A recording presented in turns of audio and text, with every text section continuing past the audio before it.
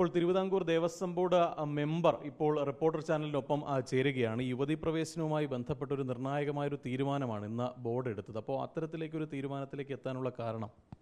അല്ല, ബോർഡിൻ്റെ അഭിപ്രായം 15-ാം തീയതിക്കുള്ളിൽ അറിയിക്കണം പറഞ്ഞുകൊണ്ട് വന്നിട്ടുണ്ട്. അതിൻ്റെ അടിസ്ഥാനത്തിൽ ബോർഡ് ഇന്ന് തീരുമാനമെടുത്താണ്. ബോർഡ് റെസൊല്യൂഷൻ പാസ്സാക്കി.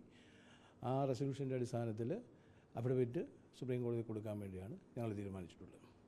ഈ സർക്കാർ ഉൾപ്പെടെ യുവതീ പ്രവേശനത്തെ ഒരു ഘട്ടത്തിൽ അനുകൂലിച്ചിരുന്നു. അതിന് പിന്നാലെയാണ് ഇപ്പോൾ ദേവസ്വം ബോർഡ് ഒരു തീരുമാനം എടുത്തിരിക്കുന്നത്. അപ്പോൾ ഇതിൽ അത്തരത്തിൽ ഈ ഒരു പ്രത്യേകിച്ച് തിരഞ്ഞെടുപ്പ് സമയമാണ്, പ്രതിപക്ഷം ഉൾപ്പെടെ അത് ആ രീതിയിൽ കാണില്ലേ?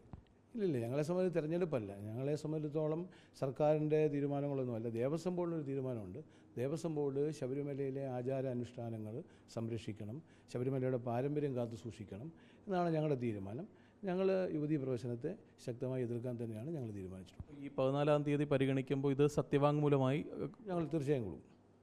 ഞങ്ങൾ ഇപ്പം റെസൊല്യൂഷൻ പാസ്സാക്കിയിട്ടുണ്ട്. ആ റെസൊല്യൂഷൻ്റെ അടിസ്ഥാനത്തിൽ ഞങ്ങൾ സത്യവാങ്മൂലമായിട്ട് കോടതി കൊടുക്കും. ഇപ്പോൾ ഈ ദേവസ്വം ബോർഡ് മെമ്പറിനപ്പുറം ഒരു CPM നേതാവ് കൂടിയാണല്ലോ. അപ്പോൾ CPM നേതാവായിരുന്നു, പക്ഷേ ഇപ്പോൾ ഞാൻ ദേവസ്വം ബോർഡ് മെമ്പറാണ്.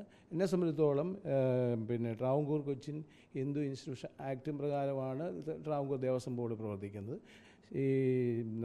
പ്രത്യേകിച്ച് ശബരിമലയിലെ ആചാരാനുഷ്ഠാനങ്ങളും അതുപോലെ തന്നെ പാരമ്പര്യം കാത്തു സൂക്ഷിക്കുക, അതുപോലെ തന്നെ ദേവസ്വം ബോർഡിൻ്റെ സ്വത്തുക്കൾ സംരക്ഷിക്കുക. ഞാൻ സത്യപ്രതിജ്ഞ ചെയ്ത് തന്നെ ദൈവവിശ്വാസിയാണ് എന്നുള്ള രീതിയിലാണ്. CPM അനുഭാവിയായിരുന്നു, അല്ല CPM പ്രവർത്തകനായിരുന്നു, CPM നേതാവായിരുന്നു എങ്കിൽ പോലും ഇപ്പം എന്നെ സംബന്ധിച്ചിടത്തോളം ദേവസ്വം ബോർഡ് മെമ്പറായതിനു ശേഷം ഹിന്ദു വിശ്വാസിയായിരിക്കണം എന്നുണ്ട്. ഞാൻ ഹിന്ദു വിശ്വാസിയാണ്. തീർച്ചയായും ആ വിശ്വാസത്തിന് നിന്നുകൊണ്ടുള്ള പ്രവർത്തനമാണ് എൻ്റെ ഭാഗം. നേരത്തെ എടുത്ത തീരുമാനത്തിൽ നിന്ന് മലക്കം മറിഞ്ഞു എന്ന് പറയാൻ പറ്റും? ഒരിക്കലുമല്ല. നേരത്തെ ഞങ്ങളുടെ തീരുമാനം, ഇപ്പോഴത്തെ നിലവിലെ ബോർഡിൻ്റെ തീരുമാനമാണ്.